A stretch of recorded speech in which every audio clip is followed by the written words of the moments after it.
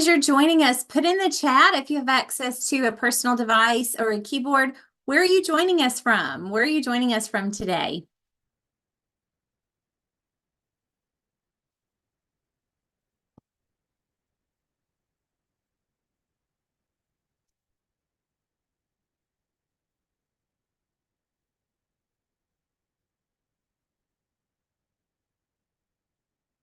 All right, a watch party. That's great.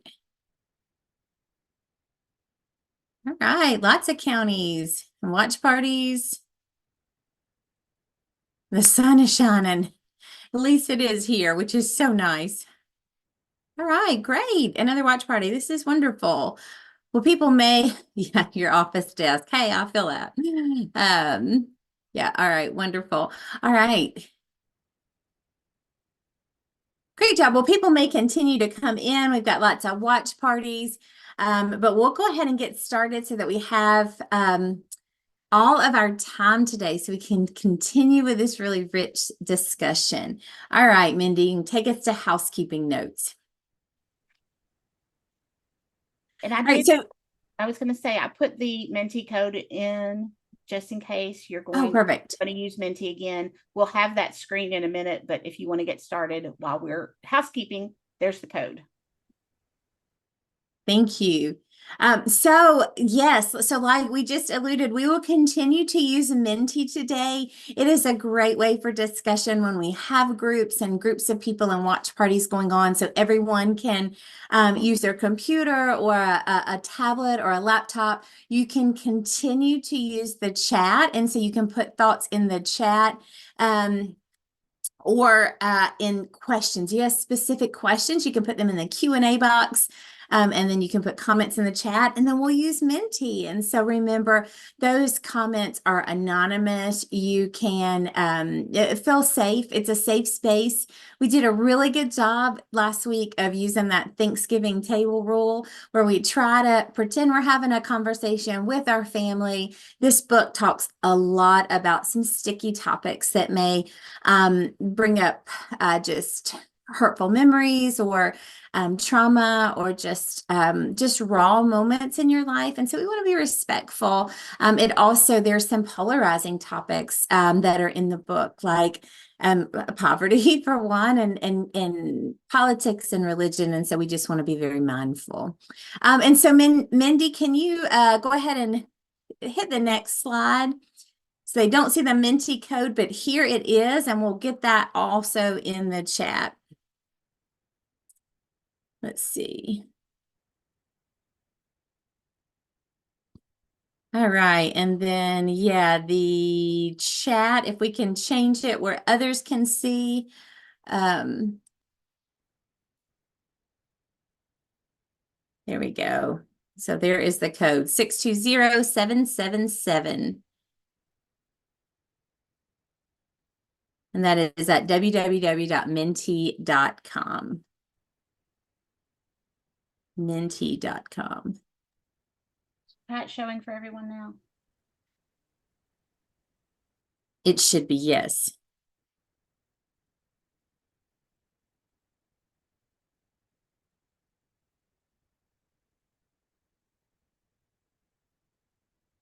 Okay, so I think we're all on Menti now, so let's go ahead to the next screen. All right, so we are going to continue our conversation today. And I didn't introduce myself, but I am Nicole Huff. I am the State Extension Specialist for Family Finance and Resource Management. And so I am excited to be back with you today to continue our discussion of Heartland, working hard and being broke in the richest country on earth. We had a really great conversation last week, and then I know for those who can't join us live, the recordings are available, and you can go back and you can watch that for anything that you miss. And today's conversation will focus on chapters 4 and 5. Chapter 4, the shame a country could assign, and chapter 5, a house that needs shingles. But as you'll see this week and next, our conversation really builds on one another because many of the themes in Heartland are continued. They're continued throughout the book. Okay, so the next one, our first poll, what stood out most to you about your reading? What stood out most to you? And you can type your responses into Menti. You can put them in the chat, and then they'll start polling on the screen as you type. What stood out most to you? Discrimination. Yes, we'll talk about that. Shame, abuse. It's really light reading, isn't it? And if you're joining us with a watch party, if people have their own devices, you can answer individually. The honesty, the rawness, some similarities, the poverty, prejudice, bias, barriers, determination. Yeah, we're going to start the conversation on resiliency today. Transient. Yes, yes. The transient nature that is often associated with poverty and abuse, substance use. It is so heavy. It is a heavy book, right? But it resonates, and it is easy to move through. Family cycles, racial issues, poverty, I'm seeing in the chat, wants, it hits too close to home, hard truths. Moving. So moving their families often, right? Yeah, that transient nature. There's emotional, it's reality. Yeah, it does paint a picture of reality for many Americans in rural areas, especially. But just we talked last week and some in the Facebook group about anywhere, like even in regardless of your state, you can likely relate to this story. Okay, reflections of life, safety, racial issues. Yep, judgment, shame. Yep, absolutely.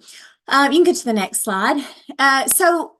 And you all are beginning to tap into what we're going to kind of talk about today. And this middle section, so the last section gets a little lighter as we talk about resilience and moving out of poverty and how that worked for the author, as this is her memoir. But what we have seen up until this point are these unhealthy generational patterns. And we began to talk about this last week. You can go to the next slide, Mindy. All right, so when you think about, and you guys just hit on a lot of these, but let's make a word cloud. What generational pattern stood out to you most? So in that one word, what stood out to you most about one of those unhealthy generational patterns? So you can type it in. And then hopefully, yeah, okay. We're seeing some responses roll in. So what are some of those patterns, those generational things that came? Strife, struggle, moving, pain, abuse. Settling, right? So we saw a lot of relational dynamics. Yeah, strife, history repeating itself, teen pregnancy. What are some other one word or small phrases that comes to mind when you're thinking about these generational patterns? Public assistance, serial marriages, right? And so we see remarriage a lot, broken relationships, lowered expectations. Okay, right. That bar is low, and that may or may not even be cognizant, right? It may not be intentional. Substance use, economic struggle, teen pregnancy, poverty. So some of these same things. All right, so if you go to the next one, Mindy. So there's a quote, and so like last time, so just some quotes that stood out. And so as we think about patterns of generational behaviors, so my family didn't have its act together, of course, but then plenty of middle and upper class families didn't either. The difference was that we stood to pay more for our errors than did the wealthier Americans who made the same mistakes. Because some of the issues that the author discussed are not exclusive to lower income audiences. But as she points out, they stood to pay a lot more for it. It was harder. So substance use, there were certain issues that most anyone could relate to.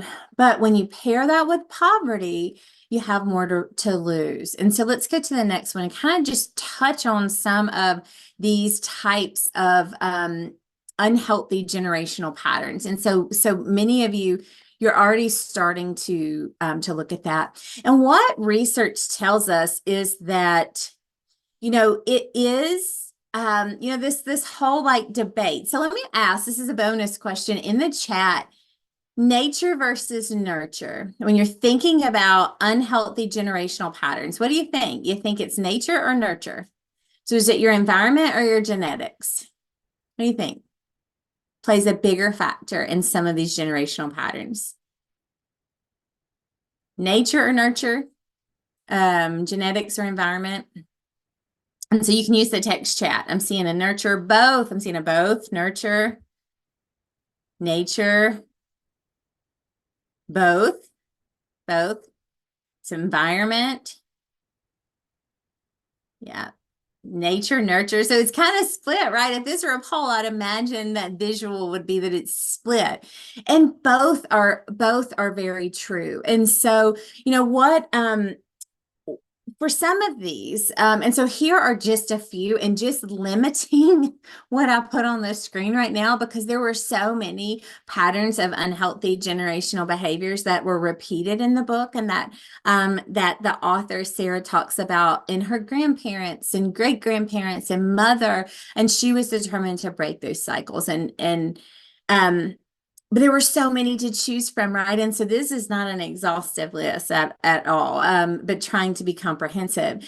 And so, from the research that I have done, I would agree with those of you who said it's a combination. Now, some of these things can lean more towards one or the other. Like, for example, substance use, right? We know that addiction is a disorder. It's a chronic disorder. And if you have a family history of it, it increases the likelihood that you may have a disposition towards substance use. Now, there are things you can do to, to buffer that, right? Like, we'll continue to talk about resiliency things, but we know that for some of these patterns, our genetics plays a much stronger role. And then for others, our environment might. But I am of the camp that it is a combination, that it's both our genetics and environment. And so if you see this sometimes with twin studies, depending on what it is, you may see very similar things play out if twins who are separated at birth. But then some things that don't and are very different depending on the environment in which somebody grows up. So right now in poverty, so U.S. children born around 1980, so that's when I disclosed last week, that's when I was born, if you want to do the math on how old I am. But that's also when our author was born. So she was born in 1980. But U.S. children born in 1980 or around there who grew up in households near or below the poverty line, 34% were still living in low income households in their 30s. That's a third of Americans were not able to break that cycle if they were born into poverty around the same time as the author. And so that's a pretty staggering statistic, right? Because that even 10 years ago, and with everything that's happened in the United States in the last several years, we know that the economy has only gotten worse. And then, as we'll continue to talk about, when you combine poverty with other just vulnerable populations, that it's even worse. Our statistics are even worse. And so when you look at intergenerational poverty, it's much higher for Black and Native American children than other children. And then we know that, and the book touches on some of these, but disparities, discrimination, structural racism, but also classism, which we see a lot play out. And we'll talk here in a couple of slides about that combination between classism and racism. But we see that that poverty can affect everyone. Some populations feel its effects, or it's the compounding stress more, but it definitely can affect everyone. But we know that when you're in poverty and intergenerational poverty, it also increases your likelihood of these other patterns like teen pregnancy, mental health challenges, also abuse, mental and physical abuse. We saw that coming out in the book. And then substance use, that when you have financial stress, so much research is on, suggests that you're more likely to use substances, from alcohol to cigarettes to prescription drugs to illegal drugs, but you're also less likely to be able to quit and more likely to develop a substance use disorder when coupled with financial stress. Then with teen pregnancy. So teen pregnancy is actually, so if you look at the time from the book, when the book, the author grew up, so from the 80s on, we know that teen pregnancy is actually in a decline. And so birth rates for teen mothers have actually gone down 77% in the last 30 years. And so that is a huge decline. So if you look at the whole in American society, it's gone down 77% over the course of the last 30 years. And so research suggests that's for more teens are choosing to stay abstinent, more are using birth control if they are having sex. And but we know there are disparities in the teen birth rates in recent statistics. And so the decline for Hispanic females in America is 5.2%. The decline is 1.9% for non-Hispanic Black females. And so we're seeing the decline is much less. And that's it all. Those are statistics looking at the last several years. And so overall, it's down, but we are still seeing disparities. And then there are generational patterns of trauma, and we saw this over and over again. Mental health issues. That's another one where research suggests that it may be more determined by genetics. But we know that the household in which you grew up and the conditions in which you grew up can help or hinder, your journey to mental health. And so if you are struggling to make ends meet, that's going to have an impact on your mental health. We also know that child abuse and neglect, partner abuse, those are all domestic violence. Those rates are much, much higher in low-income families. And then, like I mentioned, that it is substance use. We know that there is a history of that. And then you guys mentioned some other things. So the transient nature of poverty and some of those cycles as well. So I want to ask you here, and this is going to be a polarizing question. What role should the government play in helping Americans break these patterns? So we know what the research says.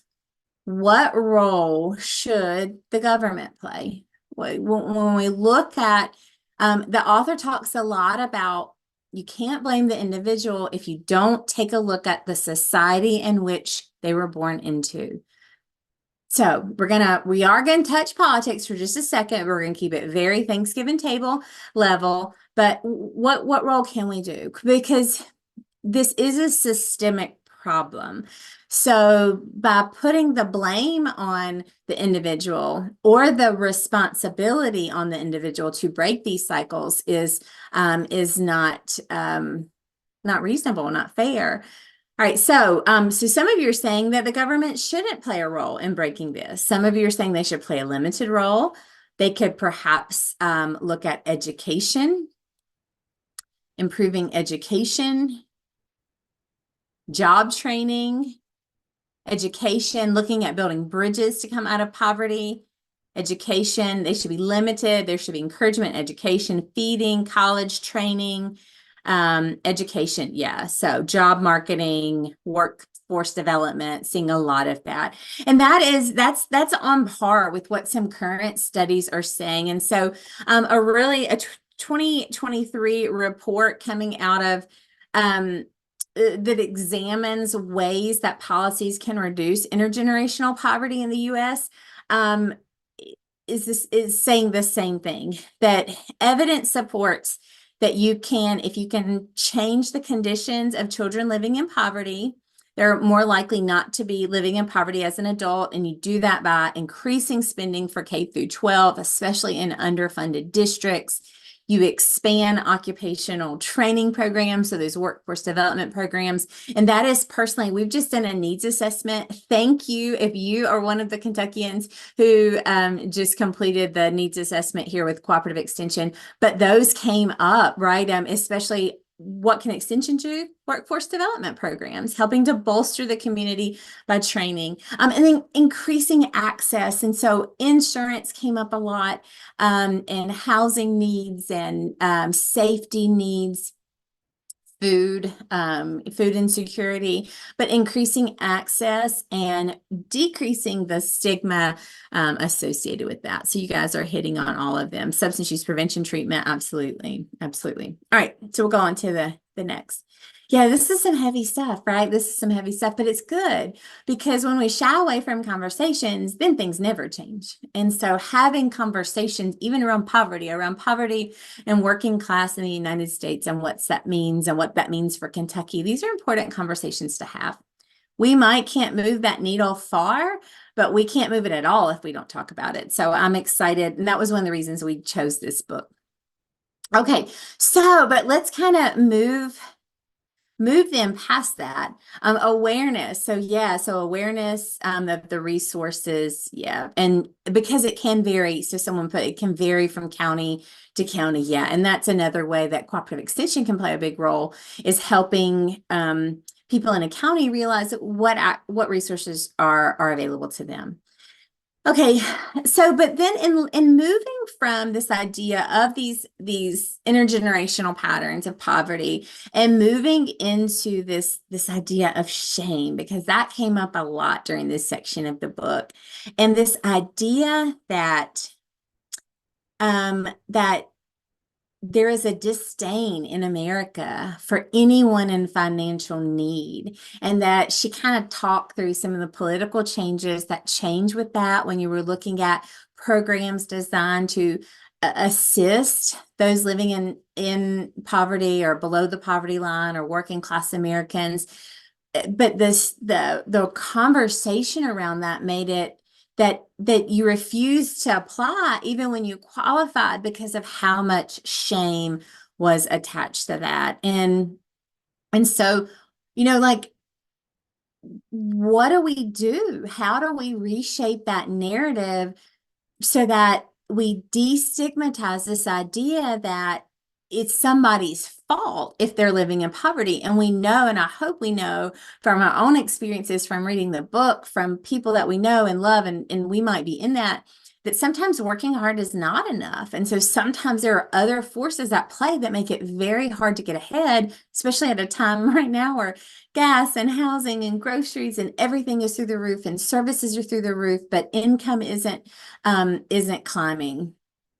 All right, a great point. So Mindy put in there that many school systems have moved to free and reduced lunch for all, to remove this stigma around reduced lunch programs. And so, and my kids are the same. They are in a school where lunch is provided to all students. And so because there is so much stigma around, but also just increased accessibility. And so not all school districts are like that, but that has been a positive change, I would say, and some of that came about after the pandemic. So as we move through kind of the second half of this hour, think about that. Like, what can we do to affect this narrative? How do we change this story?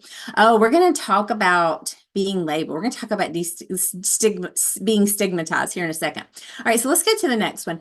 Let's take, though, just a second and look at, poverty by race. And because she tackles this a little bit, and about she felt invisible because her experience in poverty was paired with her race. So let's move to the next slide.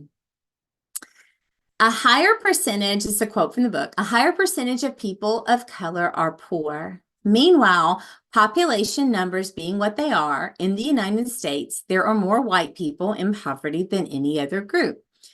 These two facts exist simultaneously and are not in competition. But the way our country talks about class and race you would have to believe that only one of them can be true. And so she tackles some touchy topics on this idea of what it meant in her. Remember, this is a memoir. She roots some of it in research and some of it in historical context, but it is a memoir, which means it's her experience. She writes about her experience being in poverty and being white. She felt that invisible. She described herself as invisible. And so it is, but I like that she points out that these two facts can exist simultaneously and that they are not in competition, and that some populations can be, they have higher, the disparity rates are higher, the vulnerability, the risk is higher, but that acknowledging that it exists for all and that we have to make sure that, that invisibility. She talks about labeling and the stigma and feeling like trash and white trash and a redneck. And so some of the disparaging language that she felt as a result. And this is across the board. So again, these concepts aren't in competition, but to bring awareness to the universality of poverty. Let's go on to the next one. Let's talk about how many Kentuckians currently live below the poverty line. Yeah, she talks about you're not worthy as a mother or a person that matters. Yeah, absolutely. And we're going to continue that conversation on stigma in a couple of slides. All right, so how many people, go ahead and guess that number. If you had to guess, what do you think?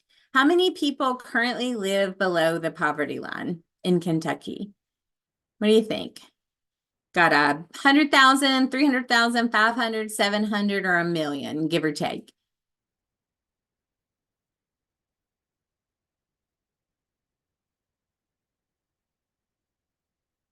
All right, and so some are guessing. So I see in the chat, 720, 580. Seeing it's there. It's kind of mixed. It's kind of mixed here. 580, 580. I'm seeing in the chat. All right, 720 is winning just a little bit on the online poll. All right, so can you put up the correct answer, Mindy? Let's show that. And I can tell what it is if it doesn't show. What, let's see. All right. Okay, I will just say it's 720 is the correct answer right now. So if you guess 720,000 roundabout Kentuckians live below the poverty line, you would be correct. And that's 2023 data. All right, so go to the next slide and we'll just talk really quickly about those poverty statistics in Kentucky.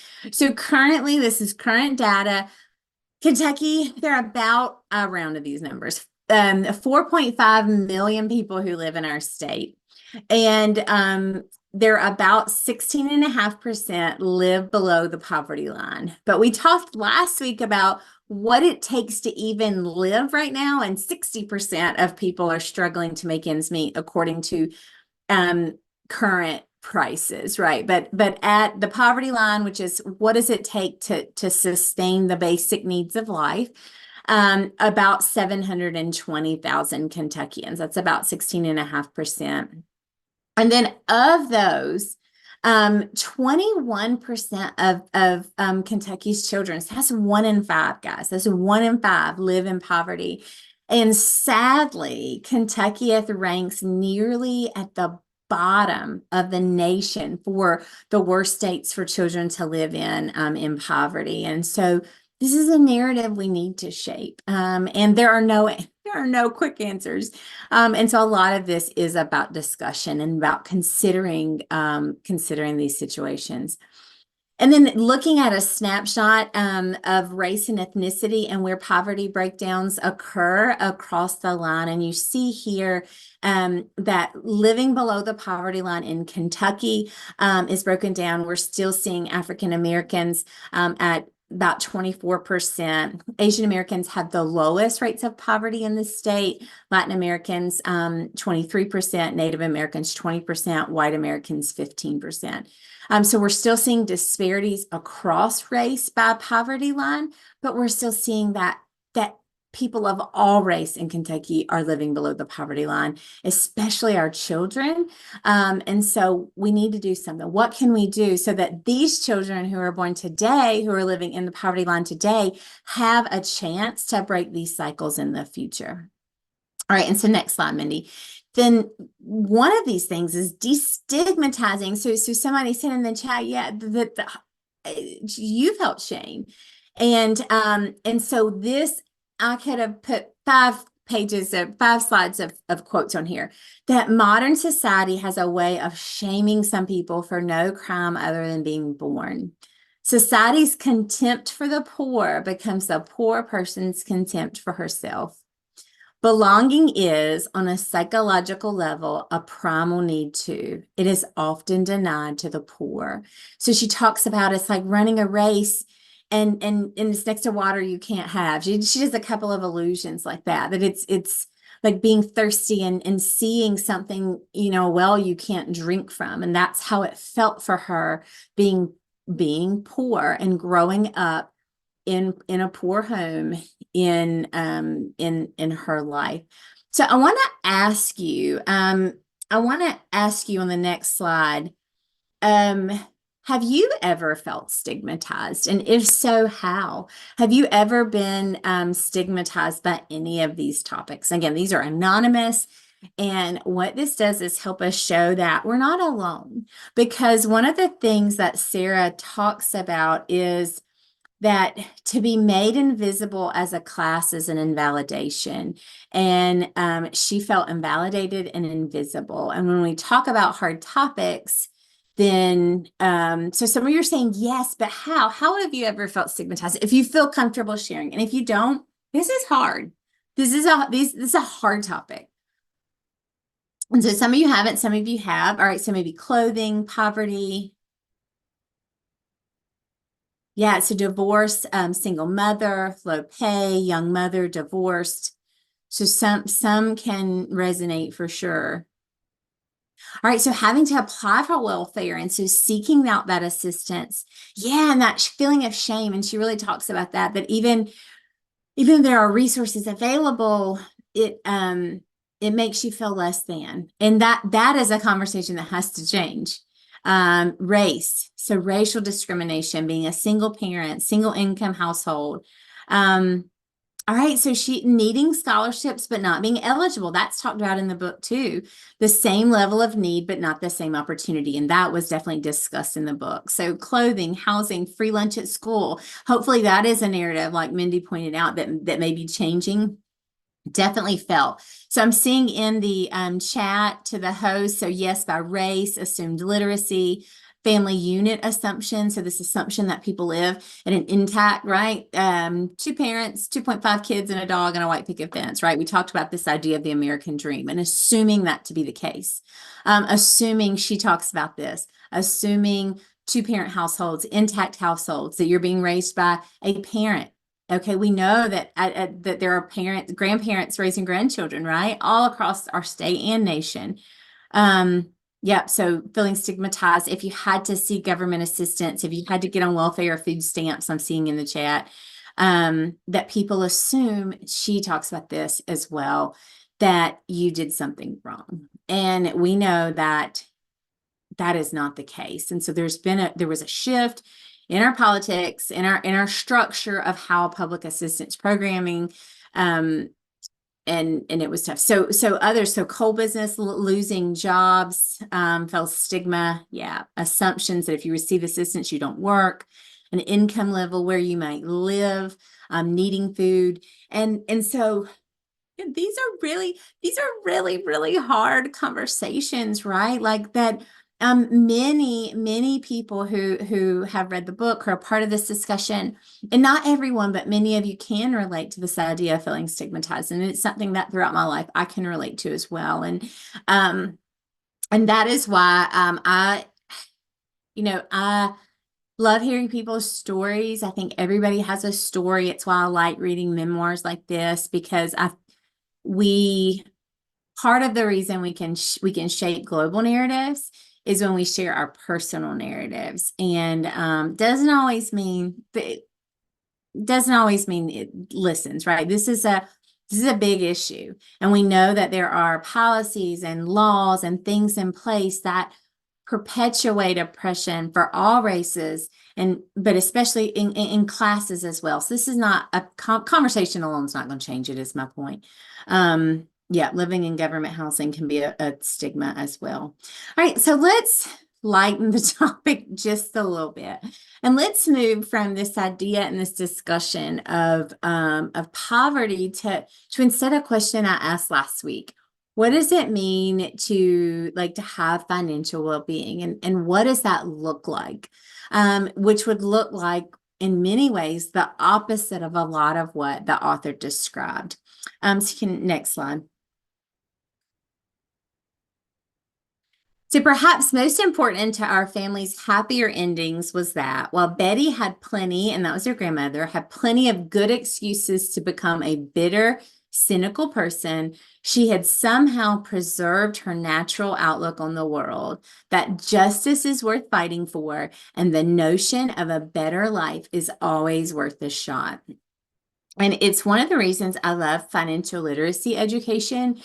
And I'm on a lot of projects that look at reducing stigma associated with poverty or substance use disorders, mental health challenges, that reducing stigma because people don't seek help because they feel stigmatized. And how can we change that? Because a better life is all, and this is probably the part that makes me cry today, but a better life is always worth fighting for, right? It's one of the reasons I'm in Extension and I do what I do is because we get to help people across the state. We get to, through education, help equip households to be stronger and more vibrant and to be more resilient. All right, so next slide. This idea of financial well-being it's a 4-prong. So the elements of financial well-being, according to the Consumer Financial Protection Bureau, are looking at security and freedom of choice along two time points, the present day and the future. And so for so many Americans living at or below the poverty line, seeing into the future is a privilege they are not afforded, right? Like if you're trying to make it through the day, you can't think about retirement savings or college savings or even how your bills are going to be paid next month. You are concerned with today, the present.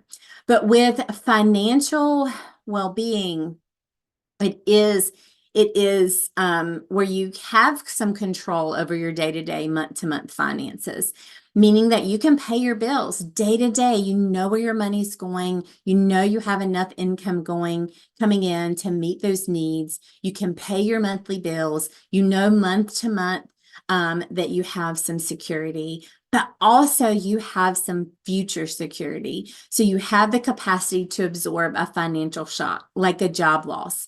You have the capacity to absorb, to some extent, a recession, right? That you can pay for your groceries, even though the price is astronomical, because you have some money in savings, or you're bringing in more than you're spending, but you have security in the present and the future.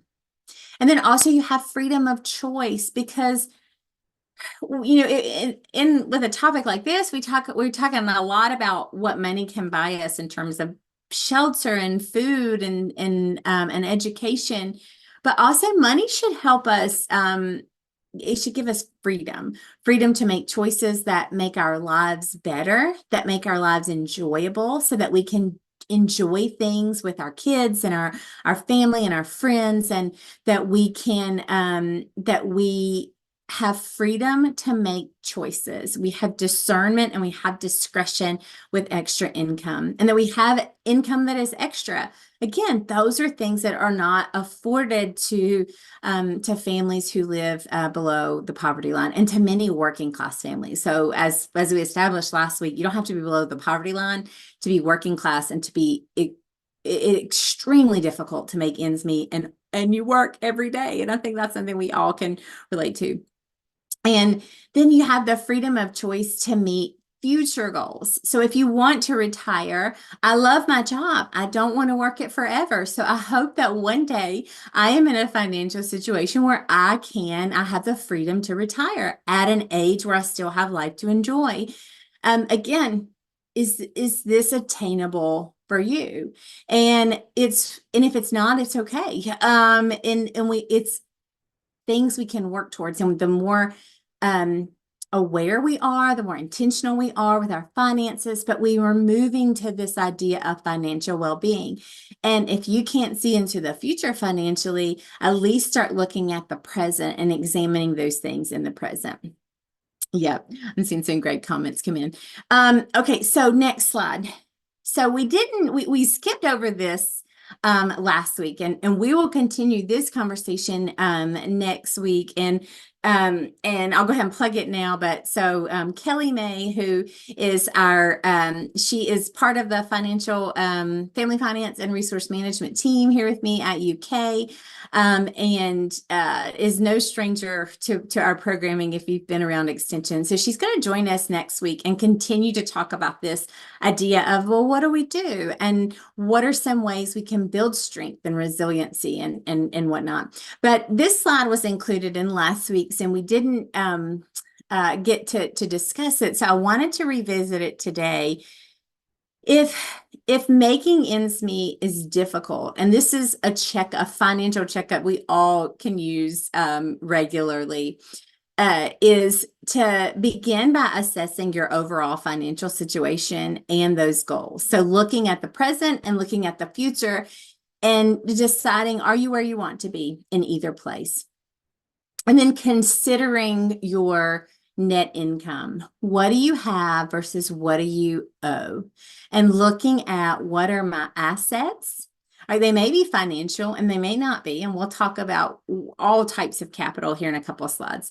But what do I have versus what do I owe? And looking at, if you owe more than you own, how can you reduce that debt? And how can you reduce that debt and reduce those liabilities so that you can begin to use that money to improve day-to-day and future situations. Then examining those financial habits. So earning, spending, saving, and investing. They're kind of the four pillars, right? We have to earn money.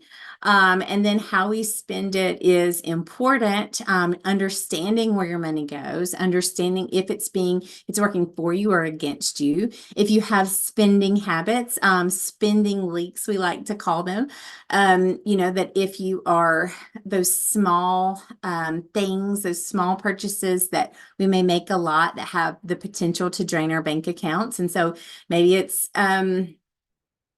connected to a hobby. Maybe it is connected to some kind of addictive behavior, cigarettes or alcohol or lottery tickets. Maybe it's cappuccinos and fancy drinks at Starbucks, and they are, or Dunkin' or a fancy coffee shop in your hometown. And the cost of a coffee is the same as a value meal used to be at a fast food restaurant.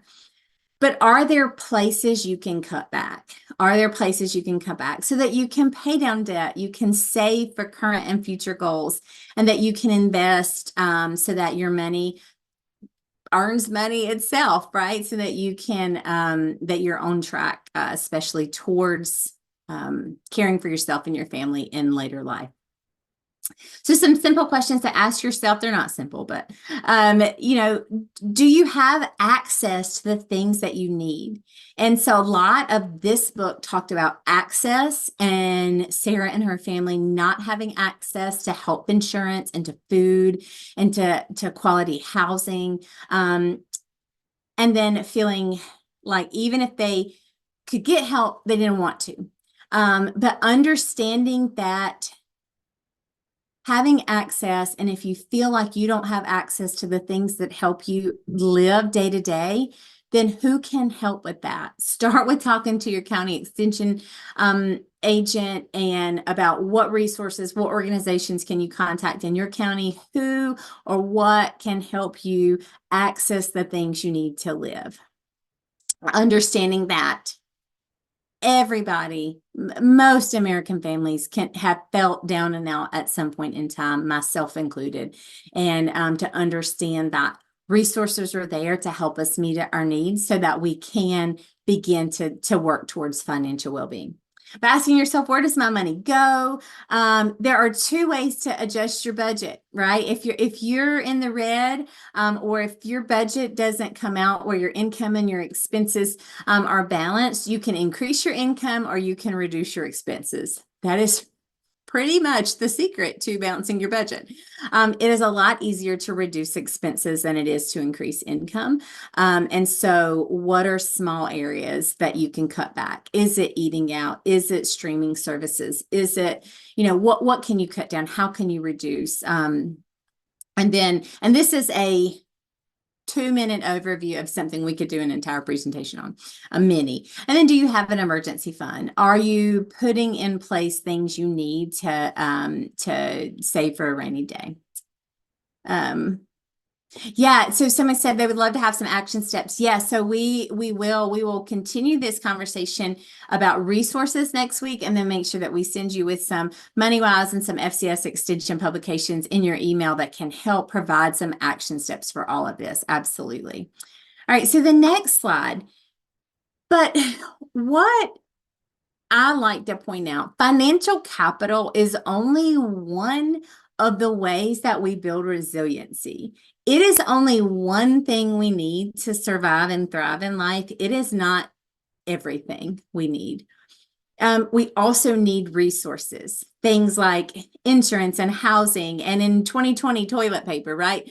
Like our basic necessities, food and shelter and clothing and resources. We need things. And yeah, so somebody suggested changing from bottled water to filtered tap, and little small swaps. Small swaps are the easiest way to reduce expenses, to examine those spinning leaks. Absolutely. But so we need financial capital, but we need resource capital. We need resources to help us meet the needs of ourselves and those who live in our household. But there are other types of capital, and that really came to play in the book, and that come to play just for everybody listening right now, and for all Kentuckians, for all Americans. Human capital. So human capital is that investment in ourselves. That's stuff we take with us. That's stuff like education. That is having good health. Like, we know that our health is so important to our ability to work and to provide. Our energy is part of our human capital. Our mental health and capacity, that's part of our human capital. The skill sets that we have, you guys mentioned professional trainings. That is all part of human capital. The experience you get with the job, volunteering, and anything that can make you a better you, that is part of human capital. That is a huge asset to getting ahead in life. And as we'll continue that conversation next week about resiliency factors, human capital is huge. As is social capital.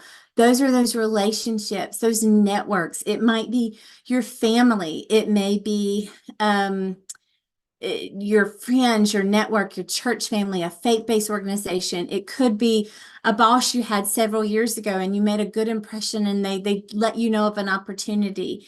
It is the networks that you are building to help open doors. And that is one of the hugest strengths in rural communities, is the relationships. If you'll recall from last week, those mental models of poverty. And when we looked at lower income audiences, their focus was on relationships, right? So we saw in the middle class model of poverty, it's on achievement. All right, achievement can take you so far, but achievement can also leave you feeling very isolated. Whereas when you have that capital of social networks, that is a huge buffer to resiliency. And then recovery capital. This is recovery capital is especially looking at substance use disorders, is what can you do to invest in your mental health and in changing those behaviors and not resorting back to them. So I mentioned the tie between financial stress and substance use and return to use and the ability to quit using substances, substance use disorders. We know there is a tie.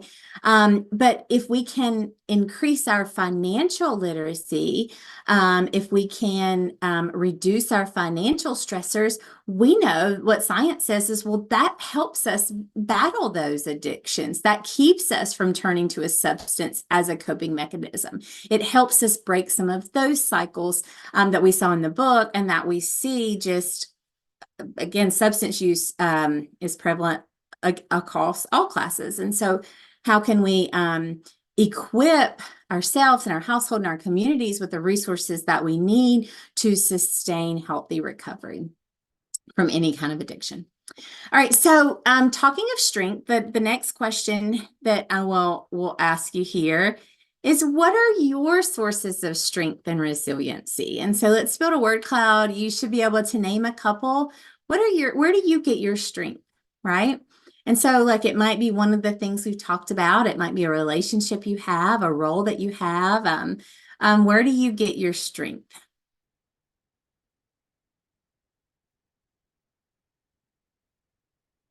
Yeah, and so as you were typing in, the Kelly put in the chat that Betty was social capital for her family and friends who lacked a resource. And so she had her home open. Anytime somebody needed a place to stay, they could come stay.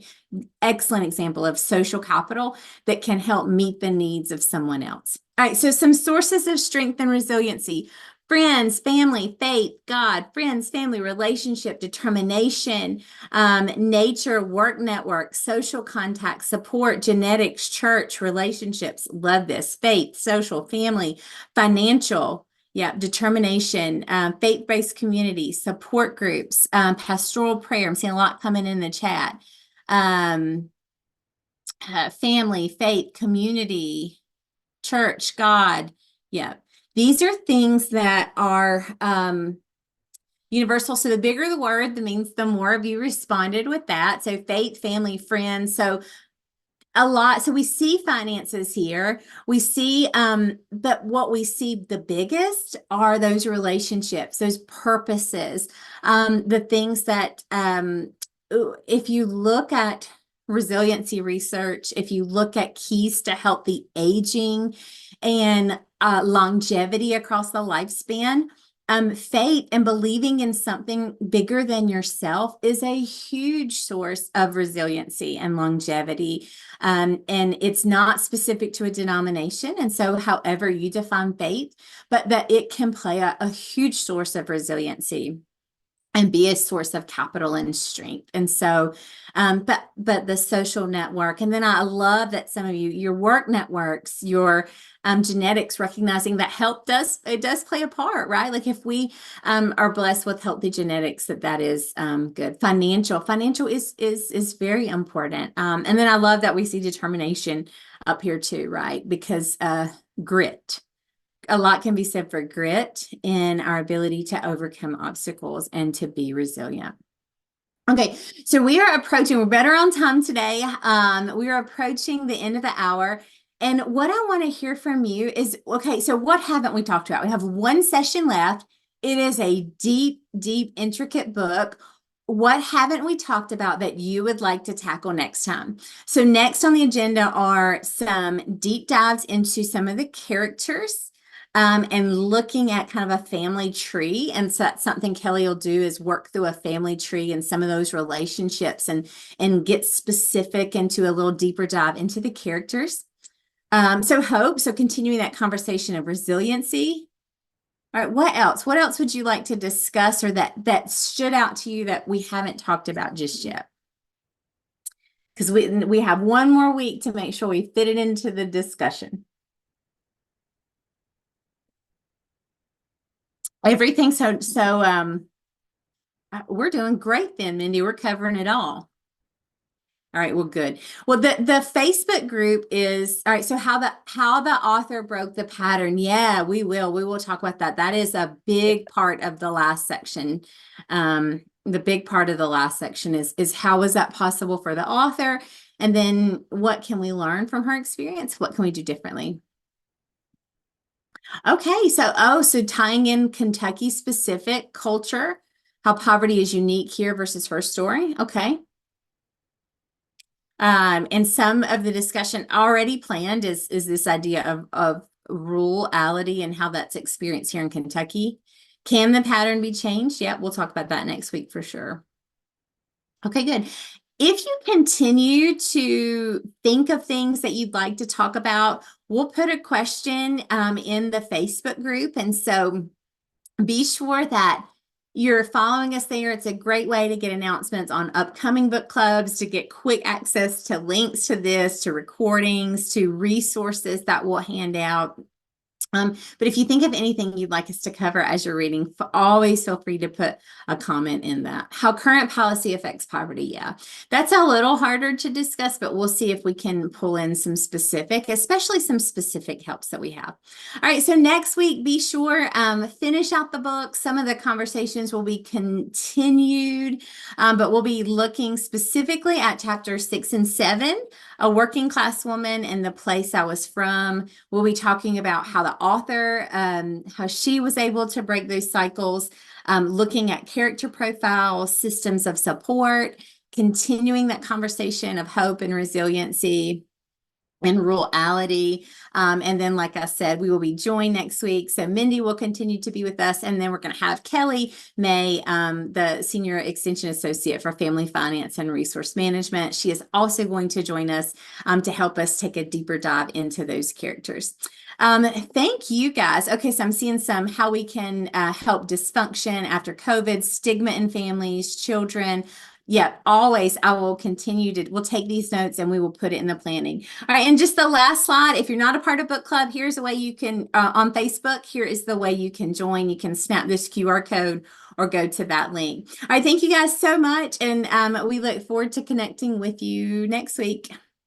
And we've got some questions or responses that are still rolling in on Menti, which a fun one is relations with family after she moved out of poverty. So that's an interesting one.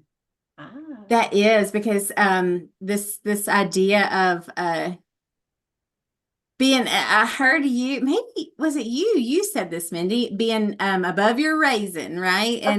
That's right. Yeah. And so and we see that's hard. There's some stigma associated when you're the one who breaks that cycle from other family members who did it. And so that's a tough one. We can put that in. All right. Yeah, Kentucky resources. Absolutely. So we'll get you some Kentucky resources from Cooperative Extension. Those will come to you on Facebook and through the email. We'll be sure to link you to those. All right. Thank you, everyone. Y'all have a really great week and we'll see you next week. You should get